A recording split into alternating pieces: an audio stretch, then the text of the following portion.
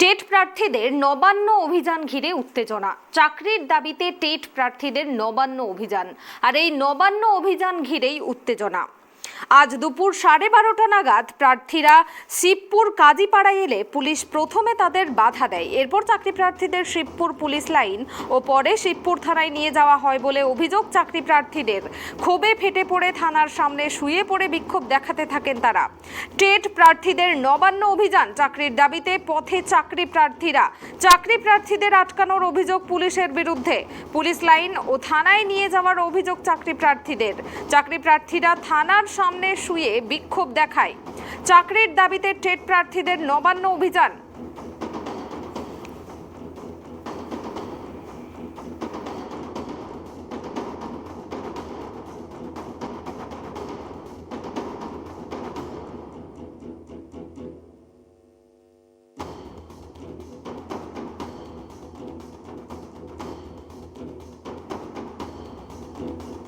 TET প্রার্থীদের নবান্ন অভিযান, চাকরির দাবিতে পথে চাকরি প্রার্থীরা। চাকরি প্রার্থীদের আটকানোর অভিযোগ পুলিশের বিরুদ্ধে।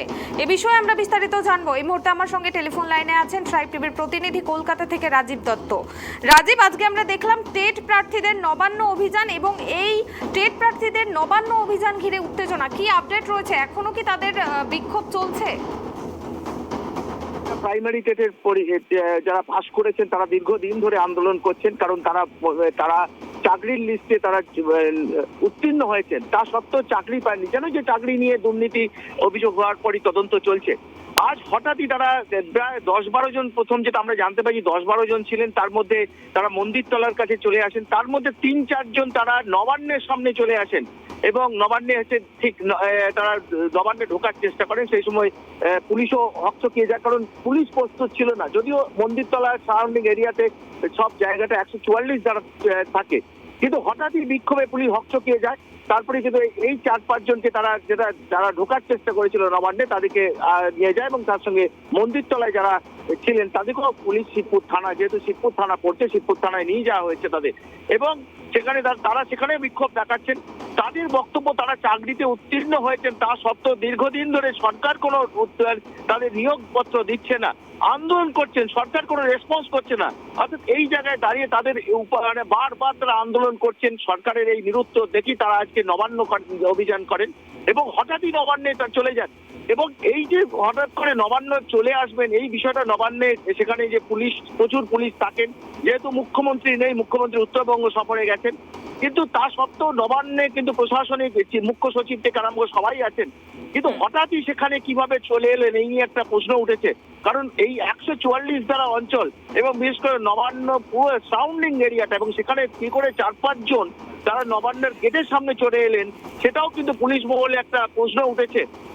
আমরা আগেও দেখেছি যে এইভাবে কিন্তু হঠাৎ করে নবান্নের সামনে যে বিক্ষোভ দেখানো ঘটনা ঘটেছে, যার জন্য পুলিশকে প্রশ্নের মুখে পড়তে হয়েছে এবং বারবার পুলিশকে এই নিয়ে আগেও পুলিশকে শাস্তি দেওয়া হয়েছে যারা ওই গেটে ডিউটি করতেন। কিন্তু আজকে যেভাবে চলে এলেন নবান্নের গেটে 4-5 জন, মন্দিরতলা থেকে ওখান থেকে 4-5 জন চলে এলেন, একদম পুলিশ আজ প্রস্তুত ছিলেন, এটা বোঝা যাচ্ছে। কিন্তু নবান্নে তারা এসে বিক্ষোভ দেখে তাদের যে উদ্দেশ্য সেটা সফল হয়েছে। তারা চাইছিলেন যে নবান্ন গেটের সামনে তারা বিক্ষোভ দেখাবেন, যদি 4-5 জন সেখান পর্যন্ত আসতে পেরেছিলেন, কিন্তু পুলিশ তাদেরকে টানা হেঁচড়া করে নিয়ে চলে যায়। তো যে ঘটনা, যে তারা দীর্ঘদিন ধরে তারা আন্দোলন করছেন, তারা কেন চাকরি পাবেন না, তারা কেন বঞ্চিত হয়ে থাকবেন, কেন সরকার তাদের চাকরি দেবে না, তাদের আন্দোলনের প্রতি কেন সরকার সহমর্মী হবে না, যেখানে মুখ্যমন্ত্রী বারবার তাদের প্রতিশ্রুতি দিয়েছিলেন চাকরি হবে, কিন্তু দেখা যাচ্ছে যে সে চাকরি হচ্ছে না, তারা উত্তীর্ণ হয়ে চাকরি পাচ্ছেন না, তাই তারা বাধ্য হচ্ছেন এই আন্দোলন করতে। এবং আজকে নবান্নের সামনে তারা এসে আন্দোলন করেছেন। অর্থাৎ এই বিষয়টা কিন্তু তারা চাইছেন যে সরকার হস্তক্ষেপ করুক, তাদের চাকরি দিক, না হলে আগামী দিনে তারা আরো আন্দোলন করবেন। তারা ধারাবাহিকভাবে যেন সমস্ত পরীক্ষার্থীরা, প্রাইমারি বলো, উচ্চ প্রাইমারি বলো, সবাই কিন্তু আন্দোলনে রয়েছেন। এই অবস্থায় তাদের এই দীর্ঘদিন আন্দোলন, সেখানে সরকার কোনোভাবেই সেখানে রেসপন্স করছে না।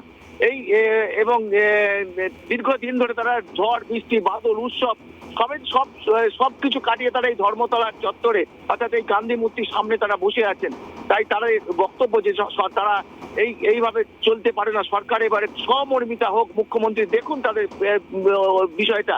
তাই তারা আজকে নবান্ন অভিযান করেন, নবান্নের সামনে তারা পৌঁছে গিয়ে তারা তাদের যে বিক্ষোভ, সেই দাবি সম্বলিত পোস্টার তারা তাদের যে উদ্দেশ্য সেটা সফল করেছেন তারা।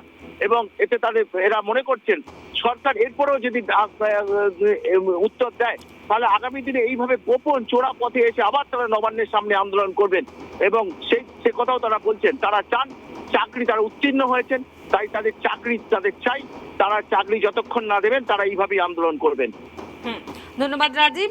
আপনাদের জানিয়ে রাখবো, আজ টেট প্রার্থীদের নবান্ন অভিযান ঘিরে উত্তেজনা ছড়ালো এবং চাকরির দাবিতে টেট প্রার্থীরা অনেক দিন ধরেই আন্দোলন চালাচ্ছে আমরা জানি, এবং আজকে তারা গোপন পথে নবান্নের সামনে পৌঁছে যায় এবং সেখানে তারা আন্দোলন চালায় এবং পরে পুলিশ তাদেরকে বাধা দেয়। এরপর চাকরি প্রার্থীদের পুলিশ থানায় নিয়ে যায় এবং তারপরেই কিন্তু ক্ষোভে ফেটে পড়ে থানার সামনে শুয়ে বিক্ষোভ দেখাতে থাকেন তারা।